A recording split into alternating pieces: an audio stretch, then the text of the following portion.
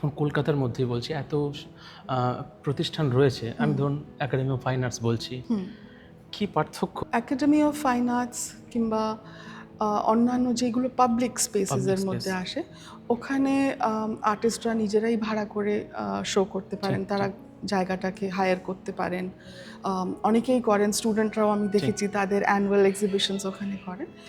এইটা যেহেতু এটা একটা it's a contemporary art gallery, যেখানে আমরা নিজেদের কিউরেটেড এক্সিবিশনস করি, আমরা আর্টিস্ট ইনভাইট করি, যেরকম এই এক্সিবিশনে অনেক আর্টিস্টরাই যাদের আমরা ইনভাইট করেছি, কিংবা আমরা যদি আমাদের রিপ্রেজেন্টেড আর্টিস্ট তাদের শো করি।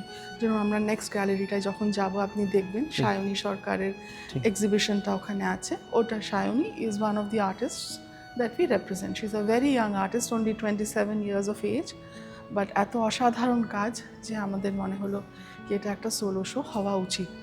এবং যেই আর্টিস্টদের আমরা এখানে রেপ্রেজেন্ট করি, মানে তাদের আমরা অল ইয়ার রাউন্ড এক্সিবিশনস দিই, ওনাদেরকে আমরা বিভিন্ন আর্ট ফেয়ার্সে দেখাই, ইন্টারন্যাশনালিও দেখাই। তো এইটা ডিফারেন্স, মানে public gallery is more a space, but commercial contemporary gallery is almost like a service as well. মানে আমরা আর্টিস্টকে রেপ্রেজেন্ট করি, তার ক্যারিয়ার এনহান্সমেন্ট করি, তাকে গাইড করি কিভাবে কি করতে হবে।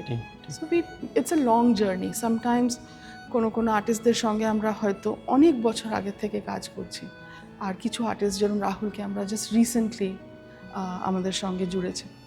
So it's a long journey and we work with the artist for a long time.